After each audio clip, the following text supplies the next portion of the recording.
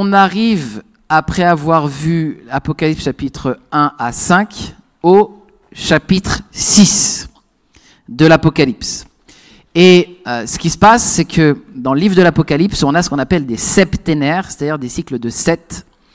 Et on a vu déjà le cycle des 7 oracles adressés aux églises. Donc on a vu un cycle de 7 oracles adressés aux 7 églises. Et on va rentrer à partir du chapitre 6 dans un cycle de 7 encore, qu'on appelle les 7 sceaux. Parce que le livre de l'Apocalypse, c'est une grande série entre chapitre 6 au chapitre 18 de septénaires, de cycles de 7. D'accord ? 7 églises et maintenant les 7 sceaux. Et Pierre nous a laissé la semaine dernière sur une image assez impressionnante. Et j'ai envie de vous rappeler ce que nous a dit Pierre la semaine dernière parce que c'est ce contexte-là dans lequel les 7 sceaux vont être ouverts.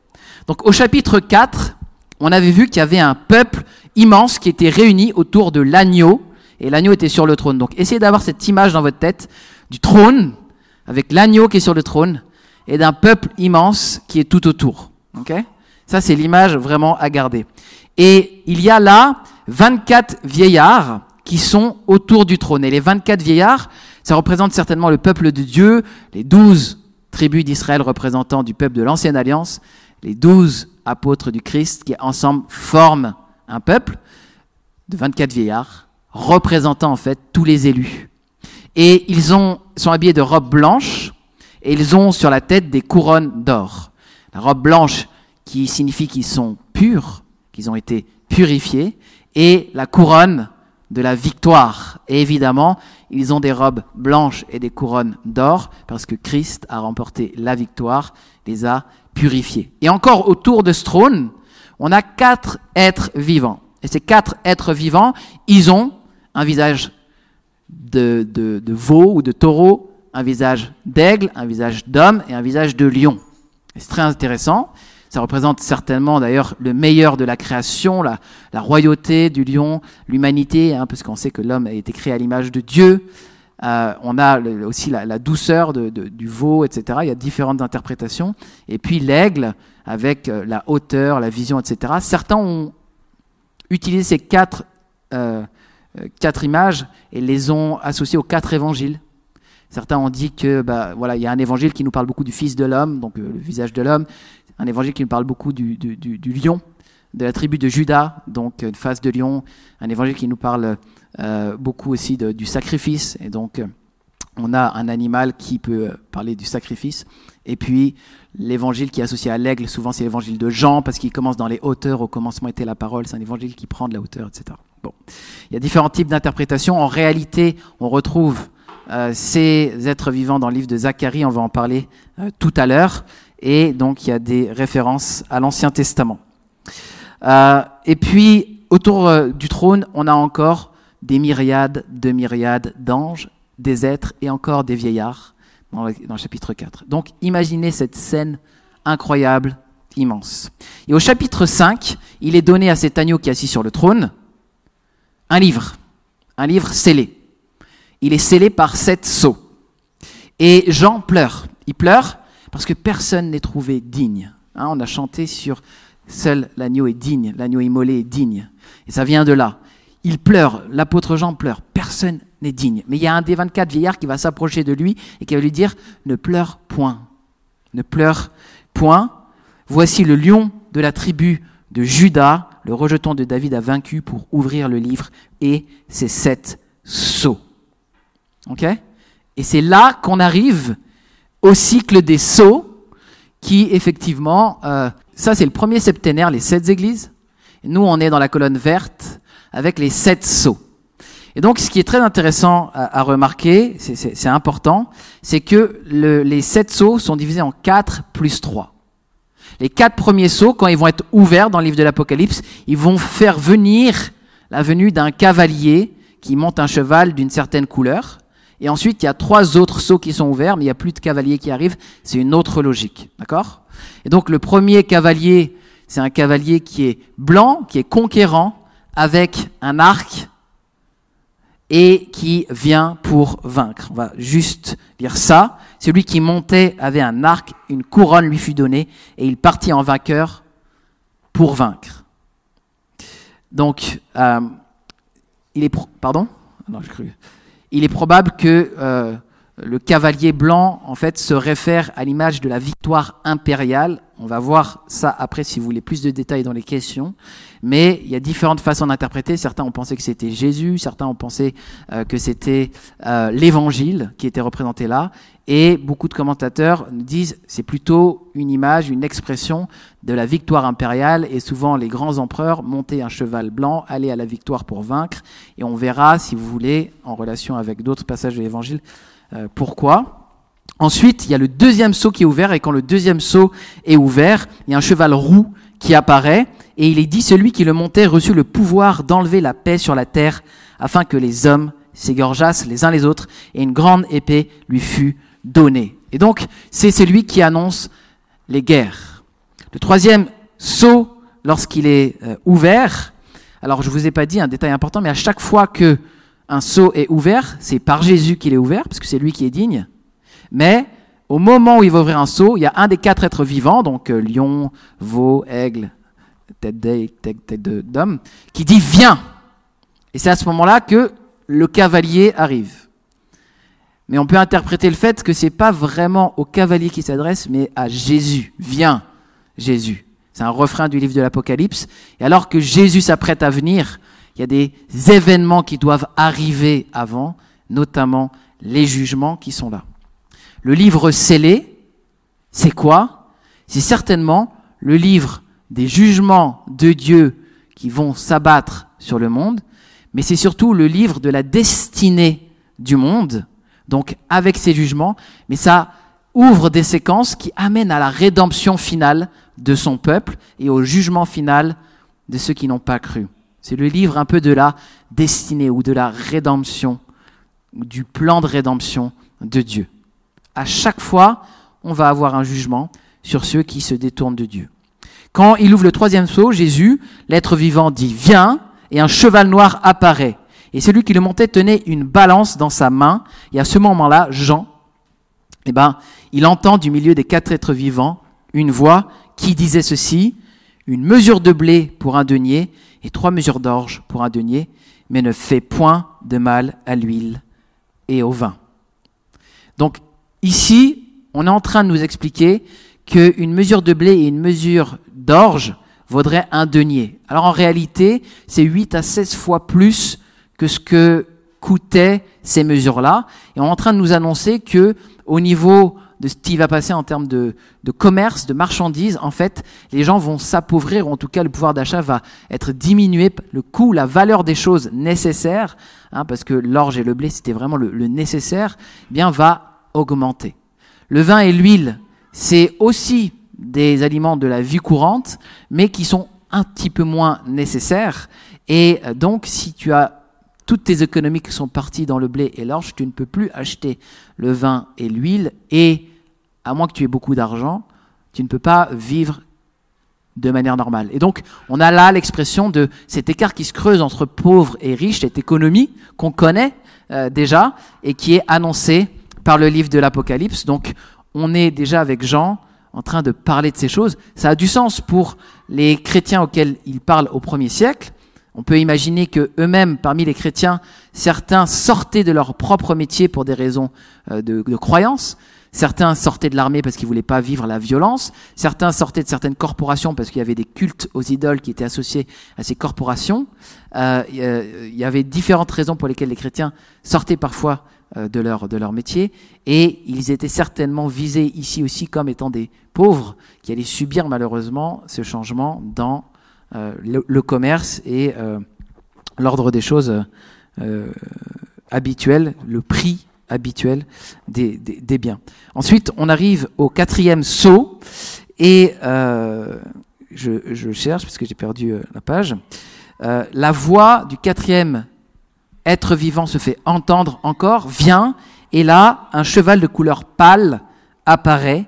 Celui qui le montait se nommait la mort et le séjour des morts l'accompagnaient. Parfois, on dit que c'est de couleur verdâtre, si vous voulez. Et c'est très intéressant, mais celui-là, il est très clair.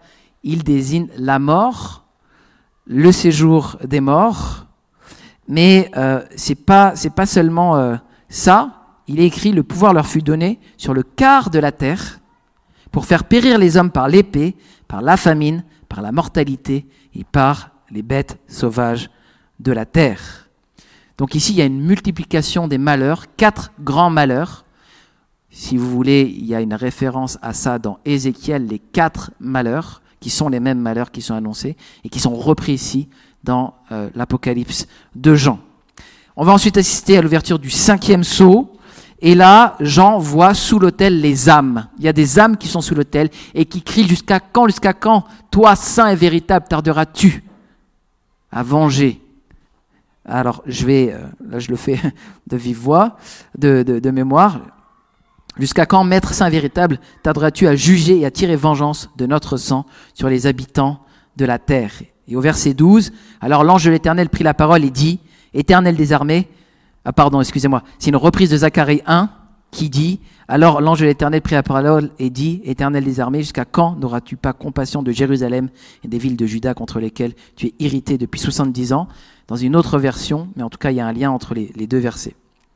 Et une robe blanche fut donnée à ces âmes. Alors c'est un peu bizarre parce que les âmes, mais il n'y a pas d'habit sur les âmes. Les âmes c'est spirituel, c'est une image évidemment. Et une robe blanche fut donnée à chacun d'eux, et il leur fut dit de se tenir en repos quelque temps encore jusqu'à ce que fût complet le nombre de leurs compagnons de service et de leurs frères qui devaient être mis à mort comme eux. Donc ça veut dire que la persécution va continuer même après cette période-là. La persécution, la mise à mort des chrétiens a d'ailleurs continué pendant le 1er, le 2e, le 3e, début du 4e siècle. Et puis, nos frères d'Asie, nos frères d'Orient, nos frères d'Afrique savent bien qu'il y a encore des persécutions au nom de la foi chrétienne. Et c'est des versets extrêmement importants et encourageants. Dieu ne nous ment pas, Dieu ne nous cache pas la vérité. Les persécutions demeurent encore aujourd'hui. Et les gens qui sont morts dans le martyre, ils arrivent auprès de Dieu, ils sont sous l'autel et on leur donne une robe blanche et il leur fait de se tenir en repos.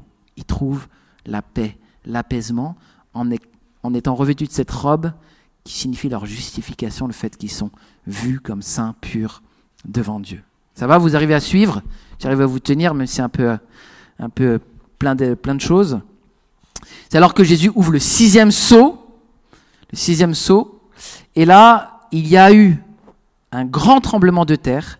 Le soleil devint noir comme un sac de crin, la lune entière devint comme du sang, et les étoiles du ciel tombèrent sur la terre comme lorsqu'un figuier secoué par le vent violent jette ses figues vertes.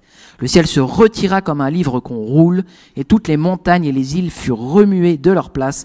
Les rois de la terre, les grands, les chefs militaires, les riches, les puissants, tous les esclaves et hommes libres se cachèrent dans les cavernes et dans les rochers des montagnes, et ils disaient aux montagnes et aux rochers, tombez sur nous et cachez-nous devant la face de celui qui est assis sur le trône et devant la colère de l'agneau, car le grand jour de sa colère est venu. Qui peut subsister? On a ici le thème du grand jour, le jour du Seigneur dans l'Ancien Testament, qui est le jour du jugement qui arrive. Et il va être précédé de grands bouleversements cosmiques qui sont bien décrits ici et qui étaient déjà décrits dans Marc 13 et Matthieu 24 par Jésus lui-même. Et certainement que ce texte-là a des grosses affinités littéraires avec Matthieu 24, évidemment inspiré par Dieu. Les deux textes se ressemblent beaucoup. Au chapitre 6, on terminait avec la question « Qui peut subsister ?» et au chapitre 7, on répond à cette question. Et ceux qui peuvent subsister, c'est ceux qui ont reçu sur le front la marque. Et ils étaient du nombre de 144 000. Les fameux 144 000. Et c'est une question que vous pourrez me poser aussi, savoir leur identité plus précise si vous voulez. Il est écrit, après cela je vis 4 anges debout, donc là on est en 7.1, Apocalypse 7.1. Aux 4 coins de la terre, ils tenaient les 4 vents de la terre, afin qu'il ne soufflât point de vent sur la terre, ni sur la mer, ni sur aucun arbre. Ces 4 vents, je vous le dis, correspondent aux 4 cavaliers dans Zacharie 6, 1 à 8, qui sont associés dans Zacharie aux 4 vents. Et en 7.3, il écrit « Ne faites point de mal à la terre, ni à la mer, ni aux arbres, jusqu'à ce que nous ayons marqué du sceau le front des serviteurs de notre Dieu. » Autrement dit, les 4 premiers sceaux où il y a des grands bouleversements, et c'est pas le plus grand bouleversement, mais les 4 premiers sceaux avec les 4 cavaliers vont se réaliser, mais le 6e sceau avec tous les bouleversements cosmiques ne devront pas arriver tant que les élus n'ont pas reçu la marque sur leur front. Ça nous aide à comprendre dans la chronologie que nous ne sommes pas encore arrivés exactement à cette période-là aujourd'hui. Ok ? Vous arrivez à suivre ? Encore une fois, si vous avez des questions sur la chronologie, on pourra y revenir. Alors, simplement vous dire que c'est confirmé par Jésus. Jésus parle d'un temps de détresse dans Matthieu 24. Il va y avoir des famines, les gens vont s'entretuer, il va y avoir des faux prophètes, tout un tas de choses qui sont décrites. Et il est écrit, à partir du verset 29, aussitôt après ces jours de détresse. Donc il y a eu des jours de détresse, et aussitôt après ces jours de détresse, le soleil s'obscurcira, la lune ne donnera plus sa lumière, les étoiles tomberont du ciel, et les puissances des cieux seront ébranlées. Alors le signe du Fils de l'homme apparaîtra dans le ciel. Toutes les tribus de la terre se lamenteront et elles verront le Fils de l'homme venant sur les nuées du ciel avec puissance et une grande gloire. Il enverra ses anges avec la trompette retentissante et ils rassembleront ses élus des 4 vents depuis une extrémité des cieux jusqu'à l'autre. On a encore les 4 vents qui sont repris en fait par les 4 êtres vivants qui tiennent et retiennent les vents du jugement de Dieu dans Apocalypse. Donc on a vécu et on vit des temps de détresse aujourd'hui, oui, mais il y a des temps de bouleversement finaux qui arriveront quand Jésus reviendra dans sa gloire sur les nuées en tant que le Fils de l'homme. Ok ? Ça aide à mieux saisir. Et puis on a la description de ces 144 000 qui ont la marque et qui reçoivent, eh bien, donc cette marque pour être comme gardée. Et ils sont 12 000 de chaque tribu d'Israël. Alors pas tout à fait, ceux qui connaissent le texte savent que la tribu de Dan n'est pas mentionnée là. Dan qui était souvent associé à l'idolâtrie dans l'Ancien Testament, et que la tribu de Joseph et Manassé sont mentionnées, alors que Manassé c'est une tribu issue de Joseph, donc bref, il y a une sorte de redondance. C'est pas hyper intéressant au niveau technique, sauf pour certains qui vraiment veulent creuser. Ok ? Donc là on est arrivé, on a les 144 000 qui eux vont être gardés en quelque sorte. Et on se demande, on a 2 visions, il est écrit, donc là il y a la description de ces 144 000, et ensuite, qui sont tous issus des tribus, et ensuite on a une vision d'une grande foule immense que nul ne pouvait compter en robe blanche. Juste après, à partir du verset 9. Après cela je regardais, voici il y avait une grande foule que personne ne pouvait compter, de toute nation, de toute tribu, de tout peuple, de toute langue. Ils se tenaient devant le trône et devant l'agneau, revêtus de robes blanches, et les palmes dans leurs mains. Et ils criaient d'une voix forte en disant « Le salut est à notre Dieu qui est assis sur le trône et à l'agneau. » Et tous les anges se tenaient autour du trône, et des vieillards et les 4 êtres vivants, ils se prosternèrent sur leur face devant le trône, et ils adorèrent Dieu en disant « Amen ! La louange, la gloire, la sagesse, l'action de grâce, l'honneur, la puissance et la force soient à notre Dieu au siècle des siècles. Amen. » Alors, vous n'avez pas forcément le souvenir, mais en Apocalypse 5, quasiment la même louange est donnée à l'agneau, avec louange, gloire, puissance, honneur, etc. Et là maintenant, c'est donné à Dieu. C'est une des manières dont on voit que Jésus et le Père reçoivent les mêmes honneurs divins, et c'est important de le voir. Et qui sont en fait ces gens avec ces robes blanches? Qui sont-ils? Bien, c'est une question que Jean pose. Qui sont-ils? Et l'ange va lui répondre. L'un des vieillards prit la parole et me dit, ceux qui sont revêtus de robes blanches, qui sont-ils et d'où sont-ils venus? Je lui dis, mon Seigneur, tu le sais. Et il me dit, ce sont ceux qui viennent de la grande tribulation. C'est plutôt dans ce ordre-là. Ils ont lavé leurs robes et ils les ont blanchies dans le sang de l'agneau. C'est pour cela qu'ils sont devant le trône de Dieu et le servent jour et nuit dans son temple. Celui qui est assis sur le trône dressera sa tente sur eux. C'est une image de la fête des cabanes, la fête des Sukkot, où Israël était parti au désert et il fêtait cette sortie au désert avec la fin de l'Exode, notamment en allant sous des tentes, et ils le font encore aujourd'hui. C'est très intéressant parce qu'ils ont des palmiers à la main, ces gens qui sont là.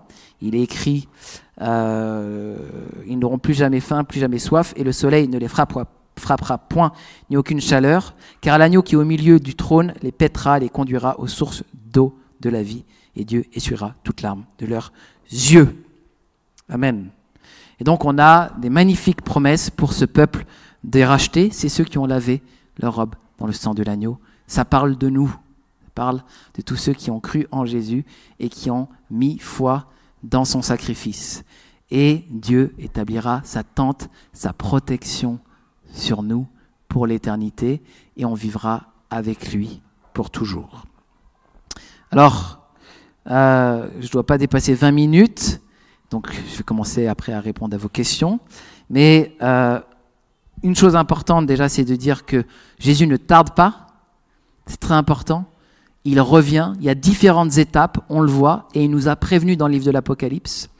Et une chose très importante, le message que je veux faire passer aujourd'hui, et là je me porte en faux de beaucoup de prédicateurs, et je l'assume, c'est que nous passerons par les tribulations, nous aurons, les uns et les autres, à passer par des moments difficiles, et c'est précisément le but du livre de l'Apocalypse, de nous y préparer et de nous faire comprendre que Dieu sera avec nous au travers ces souffrances. Il est écrit pour les personnes du 1er siècle. Le livre d'Apocalypse commence où Jean dit à mes frères qui sont dans la tribulation, c'est exactement le même mot en grec qui est utilisé pour la grande tribulation dont il est question dans l'Apocalypse 7. Et nous avons à apprendre la joie au milieu des détresses. Et c'est pour ça que dès le chapitre 1, Jean donne la vision du Christ glorifié, magnifique, qui reste dans nos cœurs dans les moments de souffrance. Si vous n'êtes pas d'accord avec moi, eh bien je vais vous convaincre de cette interprétation si vous voulez. La grande tribulation, c'est pas quelque chose dont on ne devra pas goûter. Matthieu chapitre 24 nous dit bien que viendra la fin une fois que l'évangile sera prêché à toutes les nations, et toutes les détresses dont il est question dans Matthieu 24, il est évident que tous les croyants passeront au travers ces tribulations-là. On pourra détailler ça tout à l'heure si vous voulez. Donc je vais m'arrêter là simplement en disant qu'au chapitre 8 et au verset 1, on a l'ouverture du dernier sceau et un grand silence retentit dans le ciel. Et c'est à peu près tout ce qui est dit à l'ouverture du dernier sceau. Okay ? Voilà, c'est ce qui est écrit là. Grand silence. Et donc, quelle est l'interprétation de ce grand silence ? Il y en a eu plusieurs. Ce grand silence, certains pensent que pendant ce silence va être en fait inclus tout le cycle des trompettes qui arrive. Je ne suis pas d'accord avec ça, mais c'est une interprétation. D'autres vont dire que ce grand silence en fait annonce la tempête, un peu en quelque sorte, et ça a un peu de sens. Une interprétation que j'ai jamais vraiment lue, mais qui est un peu mon intuition, c'est qu'au bout d'un cycle de 7, après la grande tribulation, on a un dernier cycle, ok, mais qui inclut toutes les promesses magnifiques de l'entrée dans la vie éternelle. Et j'y vois peut-être une marque du sabbat, du repos, du silence, de la béatitude, dans la présence de Dieu. Peut-être que je me trompe, on va évoluer dans le livre de l'Apocalypse pour comprendre ça plus en détail. En tout cas, il y a quelque chose d'autre qui arrive après la dernière, le 6e sceau, où il y a vraiment des grands bouleversements cosmiques. Et ça permet à Jean de faire un stop et de dire silence. Et il va passer à un autre cycle qui n'est pas la suite chronologique, mais qui est un retour en arrière, parce que le cycle, l'Apocalypse revient souvent en arrière. Okay ? Donc, voilà pour l'explication générale du texte, pour susciter vos questions. Gardez vraiment à cœur que Dieu veut nous encourager avec le livre de l'Apocalypse et nous dire « Je suis avec vous au milieu de tout ça » et vous êtes déjà du nombre de la grande foule qui vont vivre dans les cieux pour l'éternité. C'est une grande expérience. Ok ? Allez, à vous.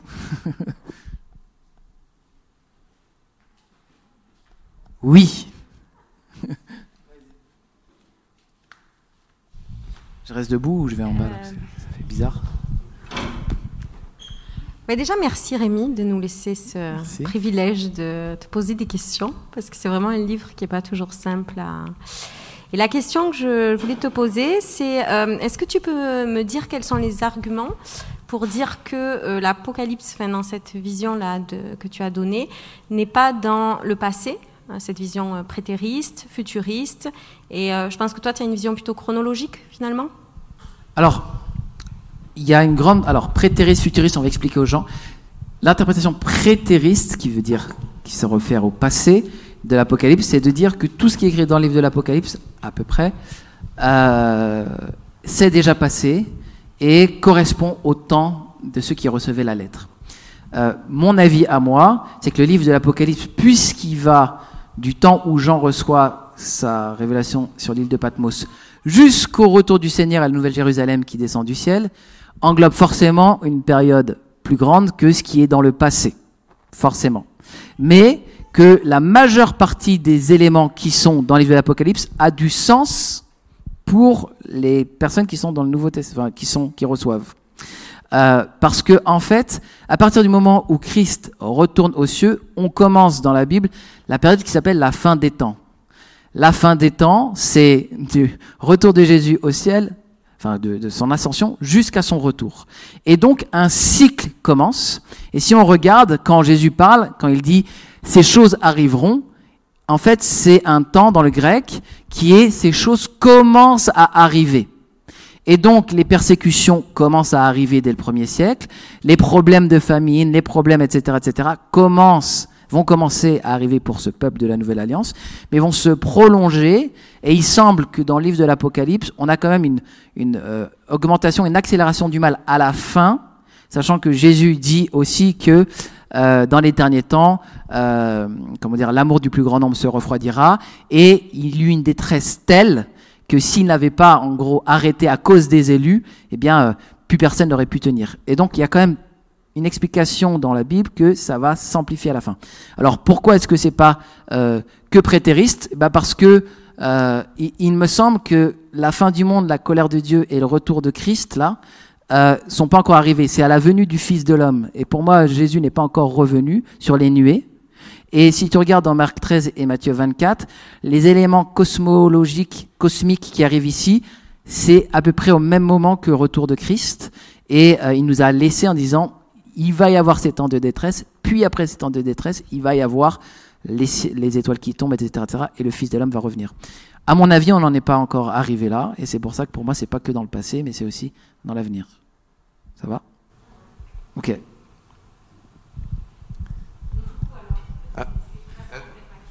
Ah, c'était pas ça ? Non, c'est pas ça. En fait, quels sont tes arguments pour réfuter la vision prétériste, ok ? Parce que souvent, les gens se basent sur Néron, etc., enfin, tous les empereurs. Après, il y a la vision futuriste, il y a la vision chronologique. Donc, quels sont tes arguments pour chaque... Finalement, dans quelle vision tu te situes et quels sont tes arguments pour réfuter les autres ? Mais j'ai pas besoin de réfuter les prétéristes parce que quand les prétéristes voient effectivement les premiers empereurs comme Néron en 62 qui ont persécuté les chrétiens, ils voient quelque chose qui est vrai. Je pense que l'antéchrist, par exemple, a une forme qui est... Enfin, dans les épîtres de Jean, il est dit que plusieurs antéchrists sont sortis de nous. Donc l'antéchrist, il existe déjà depuis longtemps, mais il va prendre des formes multiples au travers les siècles et il va avoir un règne final qui semble être particulier. On va voir ça quand on verra Apocalypse 13 à la fin des temps, mais il est déjà là. Et donc en fait, il peut être vrai pour moi qu'un coup l'antéchrist c'est le pape à la Réforme, un coup l'antéchrist c'est Néron chez les Romains, un coup l'antéchrist c'est peut-être Mohammed chez les musulmans. On peut voir différentes expression antéchristique qui lutte contre Dieu et c'est pas un problème en fait en soi. C'est pour ça que je pense qu'il y a une partie de la vision prétériste qui est vraie et elle n'est pas limitative. Je sais pas si c'est assez clair. C'est pas une réfutation stricto sensus de chacun de leurs arguments parce que je pense qu'ils ont vu le véritable visage de l'antéchrist dans le passé. En fait, les générations continuent, l'antéchrist est toujours là puisqu'il était déjà au 1er siècle. Par exemple, je te prends cet exemple-là. Et donc, ça me dérange pas qu'on dise Néron est l'antéchrist pour les chrétiens du 1er siècle. C'est certainement vrai, mais il a une forme qu'on appelle multicéphale. Il est représenté par différents règnes, différents types d'oppression. Ça va ? Mais à la fin des temps, on voit ça dans l'épître aux Éphésiens, aux Thessaloniciens, quand Paul parle du fils de l'impiété, de l'homme de l'impiété qui doit venir, ou bien la bête dans le livre de l'Apocalypse. C'est des images caractéristiques du règne de l'Antéchrist à la fin des temps, qui va être vraiment particulier, quand il est dit que l'abomination du livre de Daniel va s'asseoir dans le temple. Tout ça, ce sont des images qui parlent de l'Antéchrist dans un règne final. Certains le voient de manière un peu prétériste, quand effectivement les armées de Titus en 70 ont envahi Jérusalem et sont venues dans le temple. Il me semble qu'on est dans le même cas de figure et qu'il va y avoir en fait des expressions à venir de ça, et ça peut embrasser différentes époques. Voilà. Donc c'est peut-être pas assez ciblé comme tu voudrais, mais moi c'est comme ça que je vois les choses. Ouais. Et du coup, par rapport à la tribulation, donc tu disais que finalement les enfants de Dieu passeraient la tribulation, il ne serait pas, qu'il n'y aurait pas l'enlèvement en fait de l'Église avant la tribulation, c'est ça? Alors on n'a pas encore touché la question de l'enlèvement. Pour ceux qui ne savent pas, dans 1 Thessaloniciens 4, il est dit que les chrétiens seront enlevés dans les airs, et donc cet enlèvement-là, où on le situe, quand est-ce qu'on le situe? Il y a tout un tas d'églises qui pensent que l'enlèvement va permettre aux chrétiens d'être auprès de Dieu dans les cieux pendant que la tribulation sera sur terre. Je ne crois pas du tout à cette interprétation-là. Je pense que cette interprétation-là, elle est fondée sur une mauvaise interprétation d'un texte, notamment dans Matthieu 24 et 25, qui dit « Il en fut comme au temps de Noé. Certains étaient au champ, l'un sera pris, l'autre sera laissé, etc. etc. » Il me semble que moi, ce texte parle du jugement et pas de l'enlèvement, puisque au temps de Noé, c'était un jugement qui s'abattait sur les gens, et l'un était pris dans les flots du déluge, et l'autre était laissé, et qu'on l'associe un peu rapidement au texte de Thessaloniciens 4, où il y a un enlèvement dans les airs. Et donc, il y a tout un tas de constructions où les gens pensent qu'effectivement, on va être enlevé pour ne pas vivre la tribulation, mais c'est pas du tout ce que je vois dans les textes de l'Évangile. Alors, je vais vous prendre différents passages pour essayer de vous montrer ça.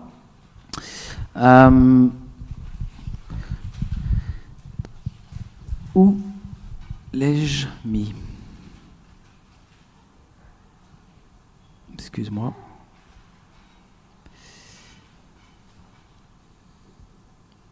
Préparez-vous aux autres questions. Il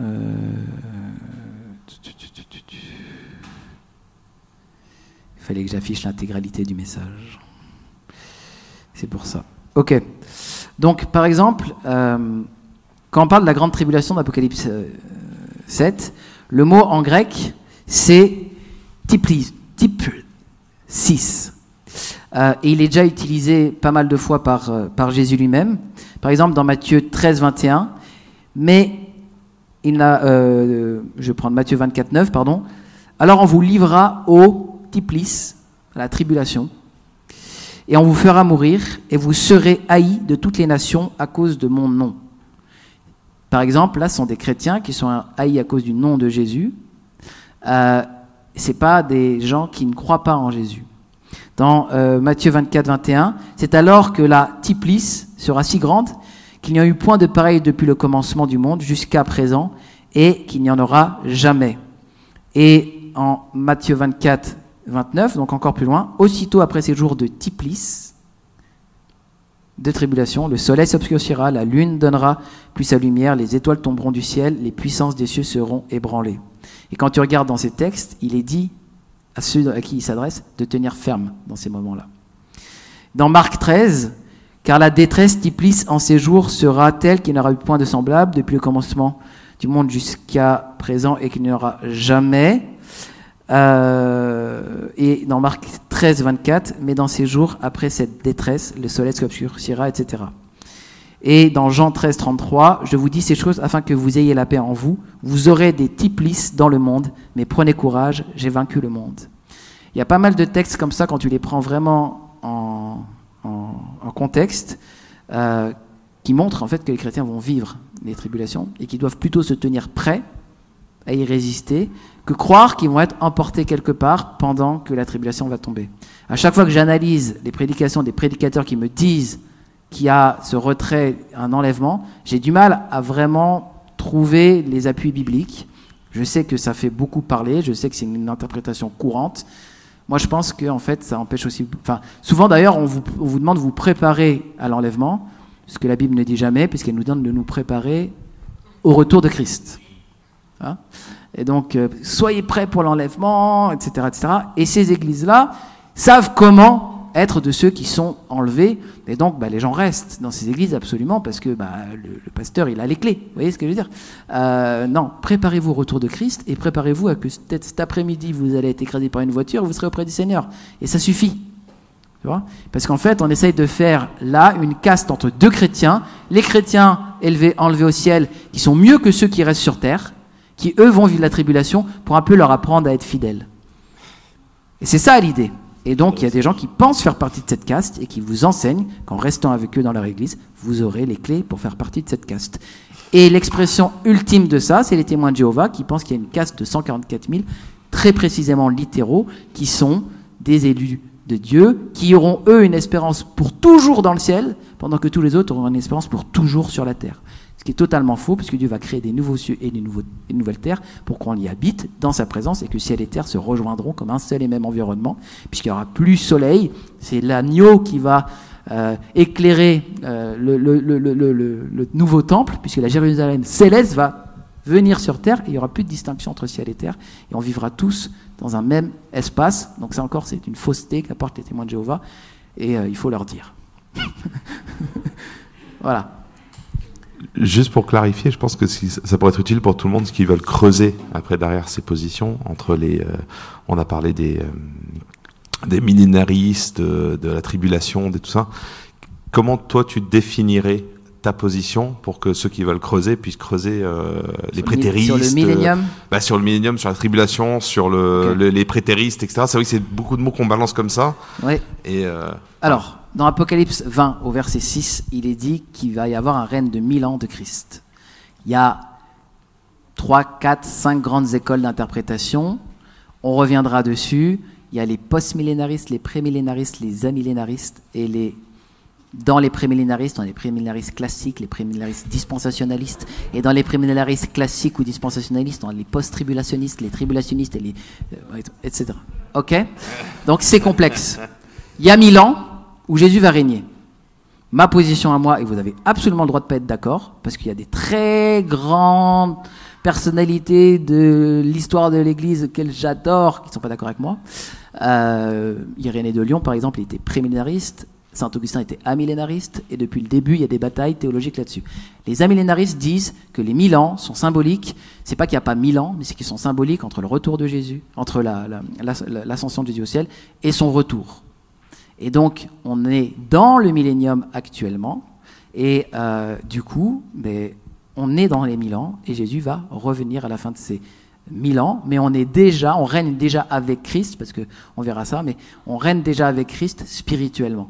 Parce que dans Éphésiens, il est dit, vous êtes dans les lieux célestes avec Christ. Donc il y a un règne spirituel du Christ. Il y a les prémillénaristes qui pensent que Jésus va revenir après une période de 1000 ans où ça va être super bien sur terre, ça va être beaucoup mieux, abondance, etc., etc.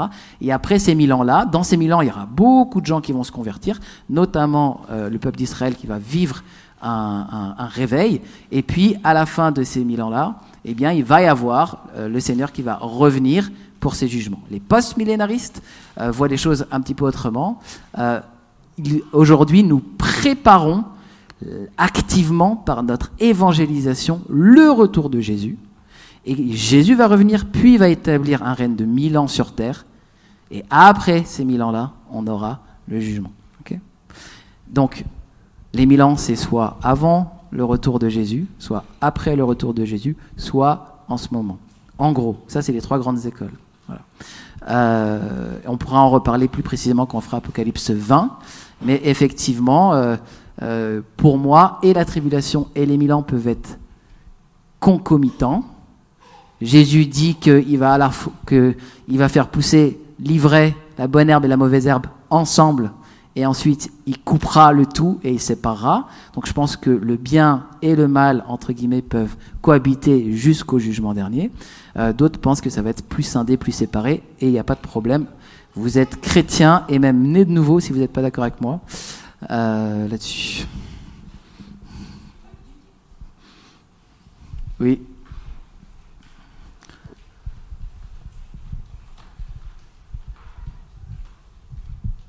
Pendant le règne de Jésus de 1000 ans, Oui. si c'est le règne de Jésus, il n'y aura plus de souffrance, il n'y aura plus de mal, il n'y aura plus de péché. Alors, c'est pas ce que dit le texte. Et en plus, le texte, c'est un verset. Donc, c'est pas très, très simple. Il n'y a pas d'autres références aux 1000 ans. Et il y a différentes manières de l'interpréter. Il y a quand même des promesses dans l'Ancien Testament qui parlent de certaines choses que les gens qui sont prémillénaristes associent au millénium. On vivra beaucoup plus longtemps, il y aura de l'abondance, il y aura beaucoup moins de maladies, et il y aura aussi le règne animal et le règne humain qui seront beaucoup plus dans la paix. Soit c'est symbolique, soit c'est littéral, ça dépend en fait des interprétations. Si tu es un millénariste, tu penses que le millénium c'est maintenant, c'est plutôt une paix d'ordre spirituel parce que Christ habite dans ton cœur et que tu peux te réjouir avec lui, même au travers des épreuves. Ok, ouais. Même au travers de la famine et la guerre et tout ça. Pardon ? Tu as dit que pour ceux qui croient que c'est le 1000 ans, c'est maintenant. C'est, oui, tu vis avec Jésus dans ton cœur en paix, mais tu as toujours la guerre, tu as toujours la famine, tu as toujours la mort. Oui. Oui. Et pour le 1000 ans, est-ce que, bon, c'est qu'un verset dans la Bible, mais c'est vraiment 1000 ans ou c'est comme 1000? Est-ce que c'est vraiment. Ou est-ce que c'est une période ? Eh bien, Ouais. pareil, il y a différentes interprétations. Okay.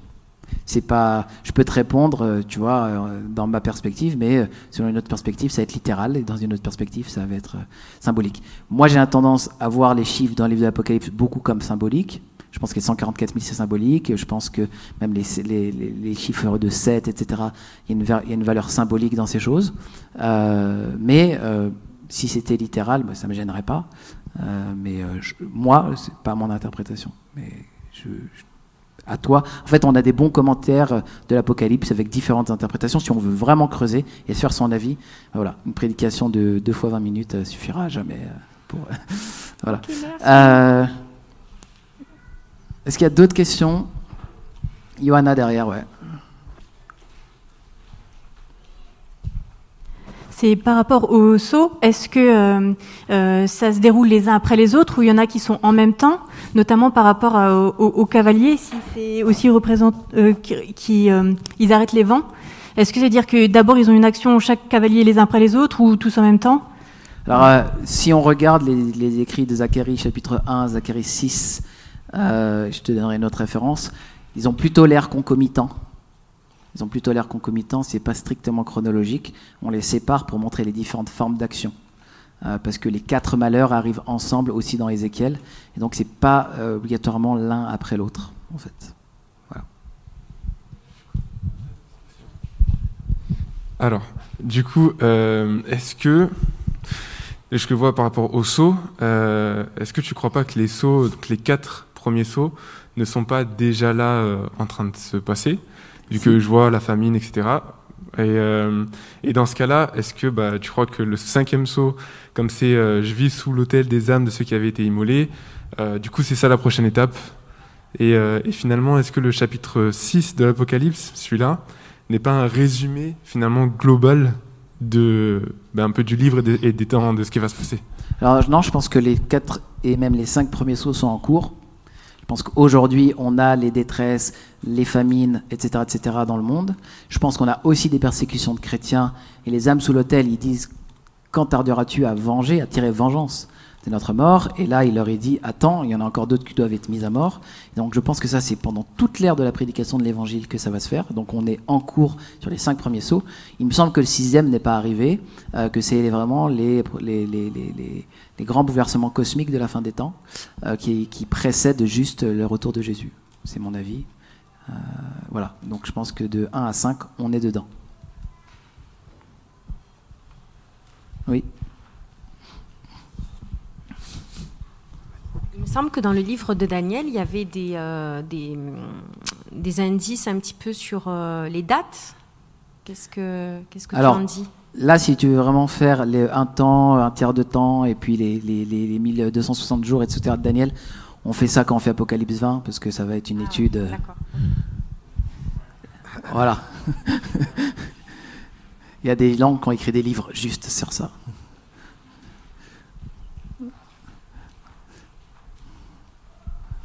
Une autre question, c'est lié avec ce que Brian a demandé, qu'on a déjà le 1 à 4, le premier 4 sauts, on voit les guerres, la famine et tout ça, mais il y avait du famine et du guerre avant l'ascension de Jésus. C'est vrai.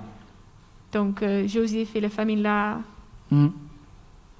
toutes les guerres de l'Ancien Testament. Tout à fait. Alors Jésus il commence à en parler au 1er siècle, donc ça semble parler de ce qu'il a entre son moment à lui et ce qui va arriver pour le peuple de la Nouvelle Alliance. Je sais qu'il y a eu des guerres avant, et je pense que ça annule pas le fait que Jésus dise voilà ce qui vous attend pour son peuple. Tu vois. Donc pour moi c'est pas vraiment un problème, même si en fait Satan règne depuis la chute et il y a ces problèmes sur terre. La seule différence c'est que Christ est venu et que le salut est annoncé de manière beaucoup plus ouverte aujourd'hui. Et donc on a une nouvelle ère qui est l'ère de la Nouvelle Alliance, ouverte aux nations et pas seulement pour le peuple d'Israël. Ouais. Ok, merci.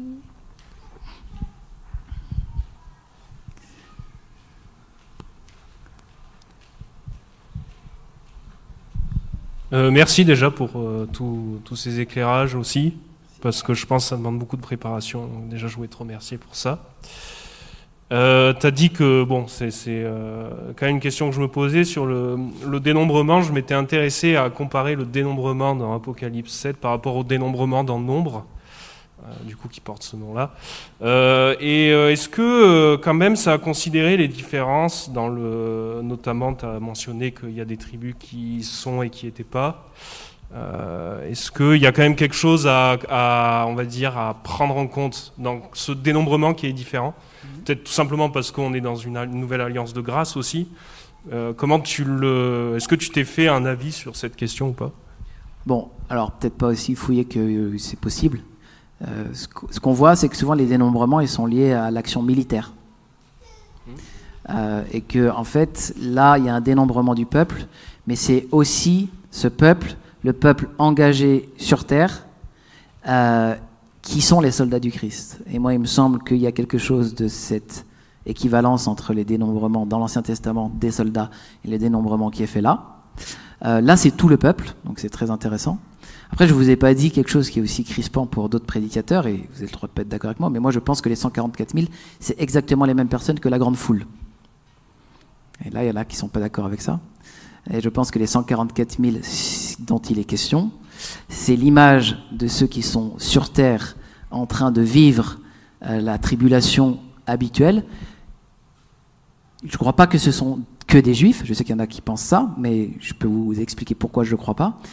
Et je pense que c'est plutôt l'ensemble des croyants, juifs et non-juifs sur terre, qui ont l'air d'être un petit nombre au milieu des immenses nations, mais qui, une fois qu'ils sont morts, rejoignent le rang de ceux qui sont dans le ciel sous l'autel et qui disent « Quand tarderas-tu » et qui sont en robe blanche, comme sont en robe blanche la grande foule qui est après annoncée.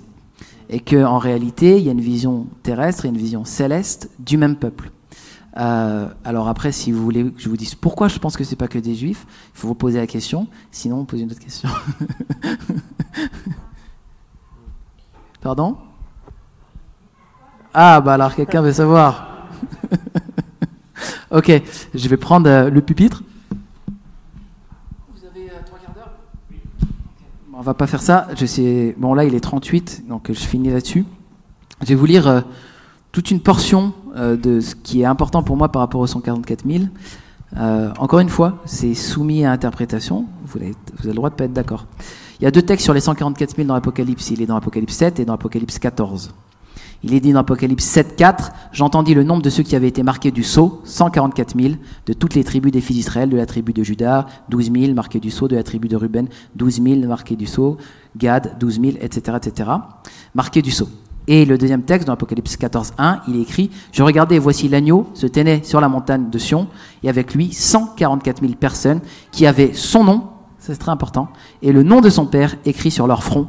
Et j'entendis du ciel une voix comme un bruit de grosses eaux, comme le bruit d'un grand tonnerre, et la voix que j'entendais comme celle des joueurs de harpe jouant leur harpe, etc. Les 144 000, on voit qu'au chapitre 7, verset 3, ils sont les serviteurs de notre Dieu. Il n'est pas dit spécifiquement des Juifs, c'est les serviteurs de notre Dieu, et qui pour moi englobe Juifs et non-Juifs. Et dans chapitre 1, verset 1, révélation de Jésus-Christ, que Dieu lui a donné pour montrer à ses serviteurs les choses qui doivent arriver bientôt, qu'il a fait connaître par l'envoi de son ange à son serviteur Jean. Il me semble que le livre d'Apocalypse ne s'adresse pas qu'aux Juifs, mais à tous les croyants. Et donc on a les serviteurs de notre Dieu qui sont repris ici. Dans Apocalypse 17, il écrit « Mais qu'au jour de la voix du 7e ange, quand il sonnerait de la trompette, le mystère de Dieu s'accomplirait comme il l'a annoncé à ses serviteurs les prophètes. » Donc il y a différents types de serviteurs. « Louez notre Dieu, vous tous ses serviteurs » dans Apocalypse 19, 5.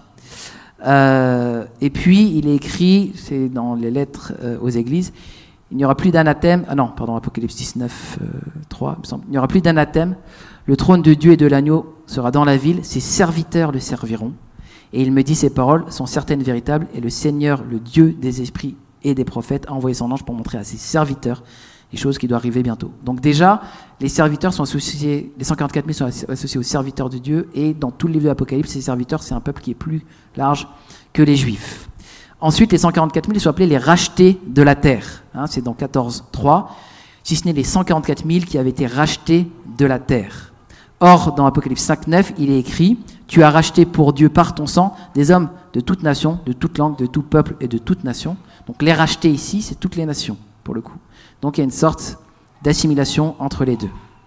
Le chapitre 5, verset 10 de l'Apocalypse déclare à propos des rachetés, des hommes de toute tribu, de toute langue, de tout peuple, de toute nation, qu'ils sont un royaume et des sacrificateurs pour notre Dieu, et ils régneront sur la terre. Okay ? Donc l'expression reprend les titres attribués à Israël dans Exode 19.6, où ils étaient des sacrificateurs pour Dieu, et là il les donne à toutes les nations, toutes les tribus, tous les peuples. Les 144 000 sont, à mon avis, du coup, le nouvel Israël, l'église issue de toute tribu, de toute langue, de tout peuple, de toute nation. Après, en Apocalypse 21, 14, les 12 apôtres sont le fondement de la Nouvelle Jérusalem, en parallèle aux 12 portes de la ville portant le nom des 12 tribus d'Israël. Or, en Éphésiens 2.20, il est écrit « Vous avez été édifiés sur le fondement des apôtres et prophètes ». Jésus-Christ étant lui-même la pierre angulaire, et tout l'édifice bien coordonné s'élève pour être un temple saint dans le Seigneur. Donc là, on a la fondation des apôtres et prophètes. À l'église de Philadelphie, dans le livre de l'Apocalypse qu'on a déjà lu, en 3.12, il est écrit un nom sur eux. L'église de Philadelphie, c'est une église de païens au milieu de l'Asie. Et il leur est dit, j'écrirai, en parlant de ceux qui vaincront, sur lui le nom de mon Dieu et le nom de la ville de mon Dieu, de la Nouvelle Jérusalem. Et donc, les 144 000 reçoivent un sceau dans le chapitre 7. Chapitre 14, ils reçoivent le nom de Dieu et de l'agneau. Ben, c'est exactement ce que reçoivent les chrétiens de cette église, et c'est pas du tout que des juifs, et il me semble d'ailleurs qu'il y a quelque chose à voir avec ce sceau, cette marque apposée, le nom du Père et du Fils, ensemble. Tout ça me fait dire que les 144 000, c'est le peuple de la Nouvelle Alliance qui a reçu le sceau, le nom de Dieu, et ça va rejoindre la prédication des apôtres. Par exemple, dans Pierre 1.1, Paul écrit aux résidents de la diaspora. Or, il semble, c'est un avis qui est partagé, mais il semble que ce n'est pas que les Juifs, c'est tous les croyants dispersés, les chrétiens dispersés dans le monde entier. Pour Paul, sont juifs tous ceux qui sont circoncis de cœur. Romains 2, 28, le juif, ce n'est pas celui qui en a les dehors, et la circoncision n'est pas celle qui est visible dans la chair, mais le juif, c'est celui qui l'est intérieurement, et la circoncision, c'est celle du cœur, selon l'esprit, et non selon la lettre. La louange de ce juif ne vient pas des hommes, mais de Dieu. Sont aussi enfants d'Abraham, dans Romains 4, 11, ceux qui ont eu la foi, tant chez les circoncis que chez les incirconcis. Et en Éphésiens 2, les non-juifs ont droit de cité en Israël, alors qu'autrefois ils ne l'avaient pas. Ils sont donc le véritable Israël, comme le dit Galates 6, 6, l'Israël de Dieu. Donc voilà, tout ça fait que Il y a en tout cas un peuple de rachetés qui sont le nouvel Israël, et il me semble, moi, que les deux images des 144 000 et du grand peuple nous parlent juste de deux états différents du même peuple, qui sont l'Israël de Dieu au travers toute l'histoire. Voilà. Faut qu'on arrête là. Faut qu'on arrête là. Je crois que c'est l'heure. Ok, si vous avez d'autres questions, je veux bien vous répondre en privé. Et si vous avez ensuite des discussions pour me dire, Rémi, je pense que tu t'es trompé parce que ça, pas de problème. On met par écrit, on en rediscute. Et si vous avez raison, je vous le dirai.